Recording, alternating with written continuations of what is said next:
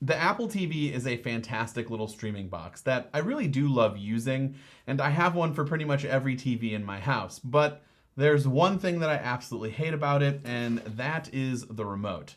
This Siri Remote is horrific, in my opinion, mostly because of the lag and the not so super responsive touch surface that I hate swiping on. I thought I might be in the minority here, but it seems to be a widely popular opinion that most people are not a fan of this remote. So much so that a Swiss company by the name of Salt, which actually provides its customers with Apple TVs in order to use its television service, has actually created its own alternative remote for the Apple TV because a lot of customers have complained about the poor usability with the Siri Remote. Salt actually worked with Apple to create this remote, and we were lucky enough to get our hands on one in order to share our impressions of what could be the best alternative Apple TV remote out on the market.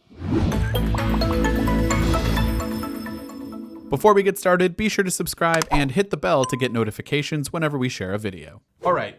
Well, it's not quite on the market for us here in the US. We actually had to ask Salt if they could so graciously provide us with the remote control to check out. But if you live in Switzerland, it should be pretty easy to snag this, and it's just under $20.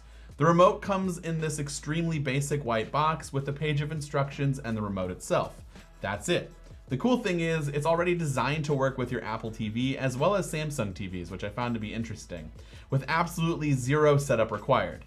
The entire remote is made up of plastic with the front of the remote and the buttons area covered in this silicone-like material. It's extremely simple and minimal. It's also incredibly thick compared to the Siri Remote and just under 1.5 times the length of the Siri Remote. I welcome the extra length and width, to be honest with you, because it's harder to lose that remote between the couch cushions. The buttons are also incredibly tactile and responsive and features all of the necessary buttons that most people would need. You have your power button, a menu button, a navigation pad, and an OK button that will kind of act as your select right in the middle. And then there's volume and channel rockers, and then the traditional media playback controls right underneath those. There are 2 buttons that are missing of note, one being Siri and the other being the home button. Now, I rarely, if ever, use Siri on my Apple TV, sometimes when I'm just searching and I'm too lazy to type things out.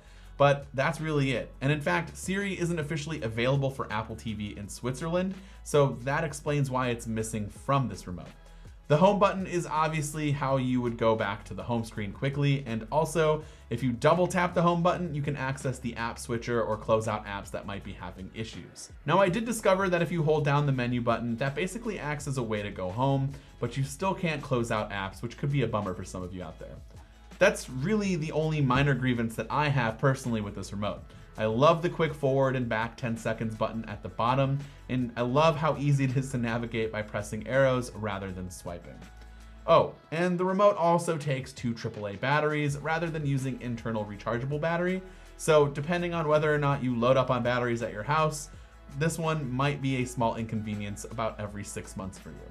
But that's it. It's simple, clean, and best of all, it's functional. Hopefully this is something that will come to the US, but I highly doubt it. So if you have a couple friends in Switzerland that could pick one up for you and ship it across the pond, that might be your best bet. Or since, Apple helped this company make this remote, maybe they'll actually pick up on some of the hints that not everybody likes using the touch surface and give us a different remote in the future when Apple releases a new Apple TV.